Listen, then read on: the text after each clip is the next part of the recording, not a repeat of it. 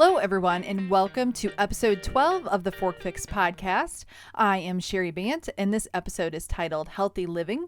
Don't let the future distract you from the present. Okay, a lot of times we focus, when we're talking about health, we have a tendency to focus on what we want in our health, right? Whether it be losing weight, exercising more, all of those things. We want to be healthier, right? So we focus on what we want instead of focusing on where we're at, starting with where we're at. So the title, when I say don't let the future distract you from the present, I know, and I apologize, my dog is going to be moaning just a little bit in the background. She's trying to take her afternoon nap while I do this. But anyway, we have a tendency to focus on the future.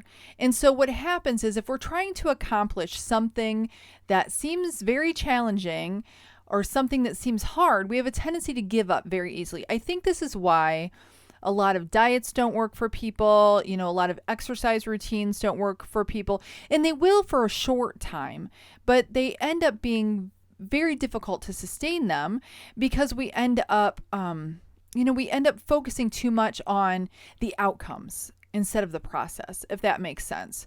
So the other thing is, like, if you're trying to, and we'll talk about this on the basis of whole food plant-based eating, right? The reason that I brought this up, I was actually reading a devotion earlier in the week, and the title was similar to this, and it just made me really think about my journey with whole food plant-based living.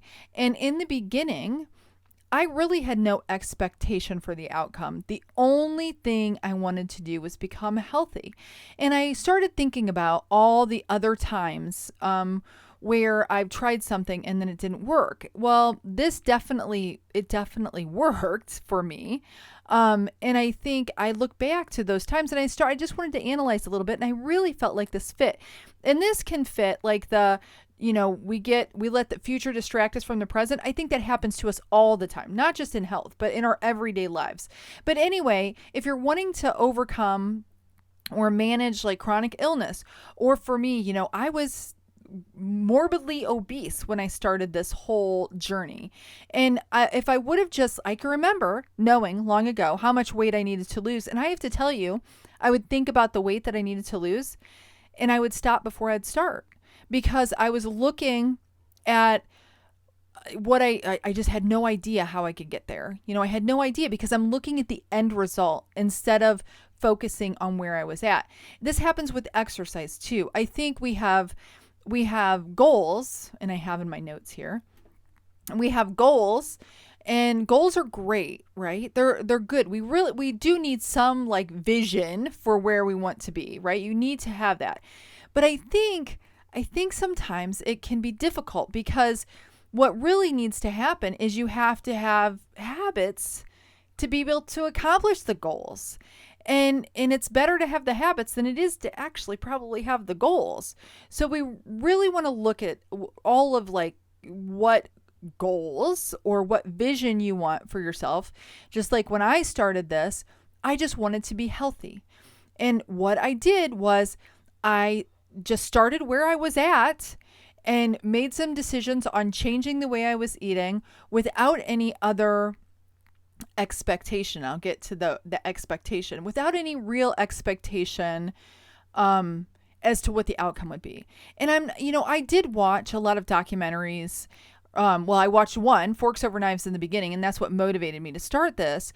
But then I watched more later, and I saw where, there were other stories and what doing the same thing that I did, going a whole food plant-based, what it did for their lives. So then it was easier for me to kind of see. So instead of having the goal, I thought, well, if they could do it, I could do it, right?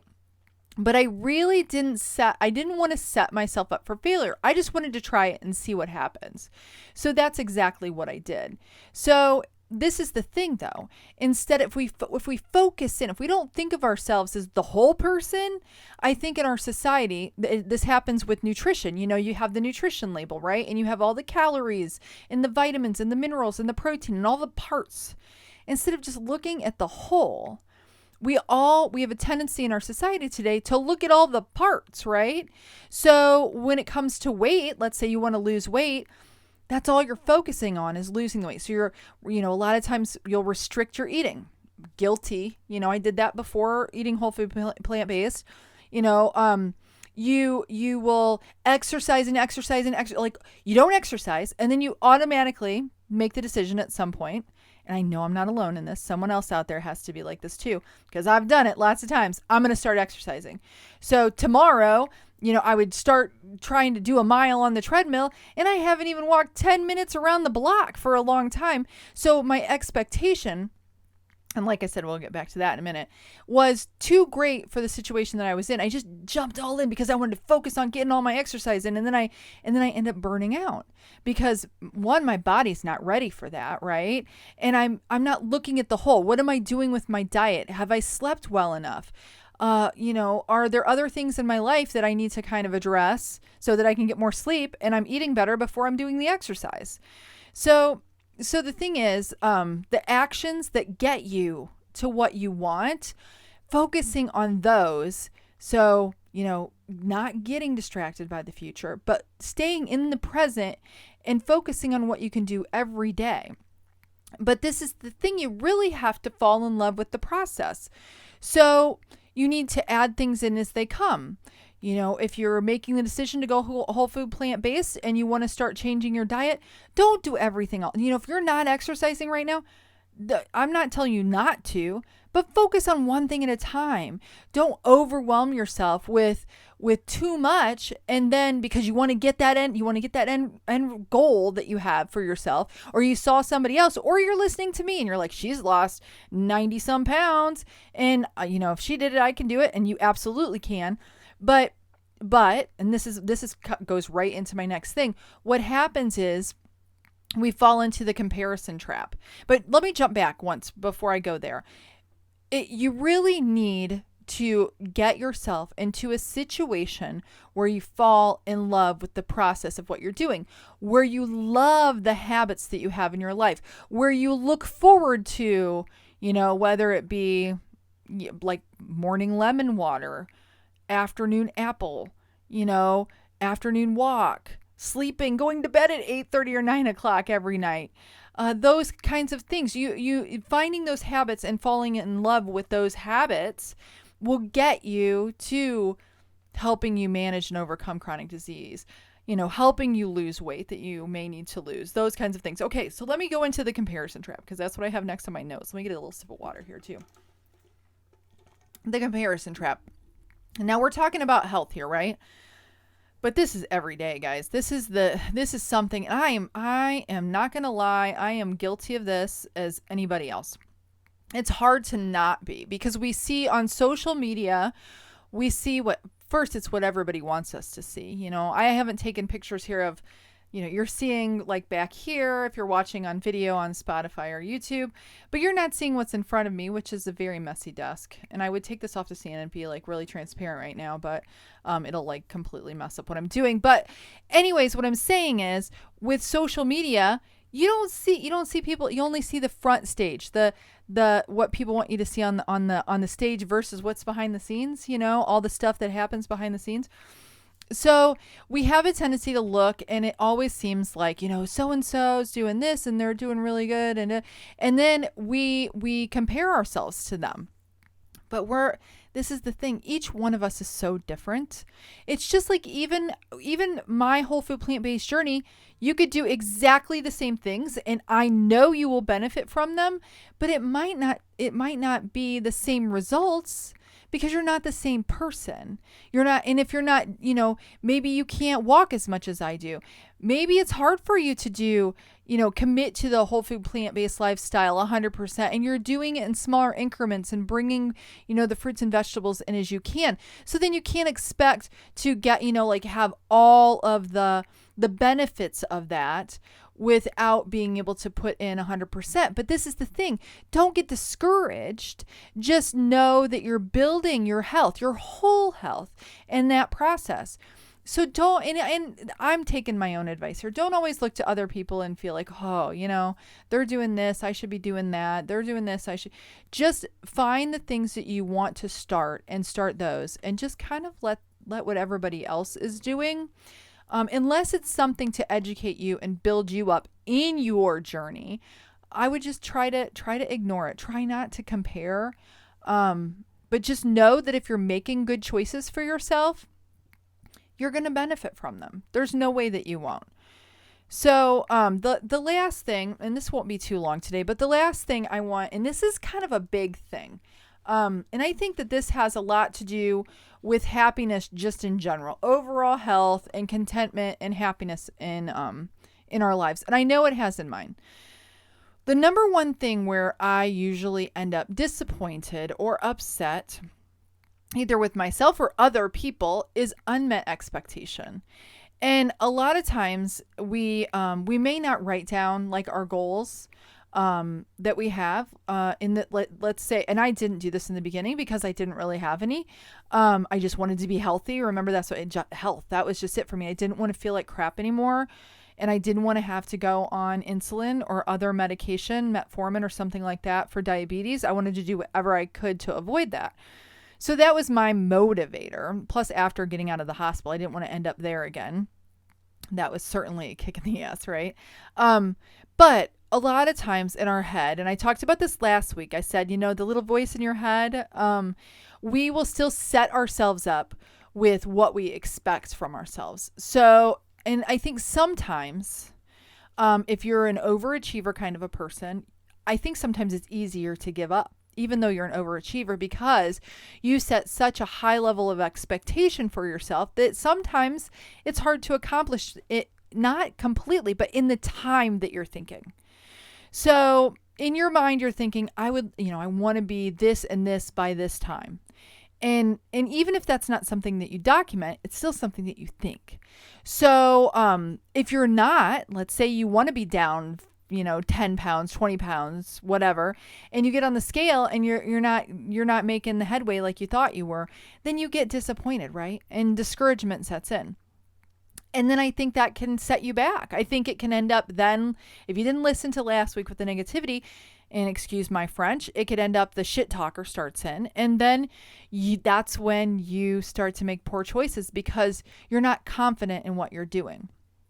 And sometimes maybe you don't have the habit set yet and you're still in process of setting that habit.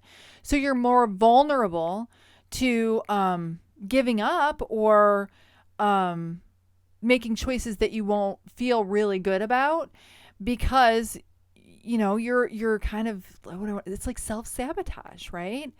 So unmet expectations, and the other way that this, and I know that this happens for me with other people, I have an expectation of myself and what I would do in a certain situation. So then a lot of times I put what I think I would do onto somebody else, but they're not the same person, right? So I think that can happen with a spouse, with your children, because you just have too high of an expectation. And I know that my family could tell you that I am guilty of that a lot. I expect a lot. And I think it's okay to, if you can be motivated for yourself, using that as a motivator, but you just have to be careful because it is a little bit dangerous in that it can be the thing that becomes the negativity that can stop you because you're still looking to the future instead of just going through your day. So it's so critical that when it comes to health and whole food plant-based living, like I said before, I've said this again and again, and I know that it was this way for me, and I know everybody's different, but I have to tell you, it all starts first with what you're eating, and how you fuel your body. And that's critical to everything else because you need the fuel so you can function.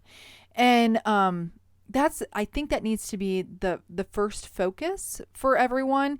And then you bring in the other health components, then you bring in the exercise, then you bring in, the sleep. The sleep comes usually after, you're eating well and you're exercising your body or moving your body. But again, you need to find things that you love. You need to find food that you love. You need to find movement that you love. You need to find people that you love that can support you in what you're doing.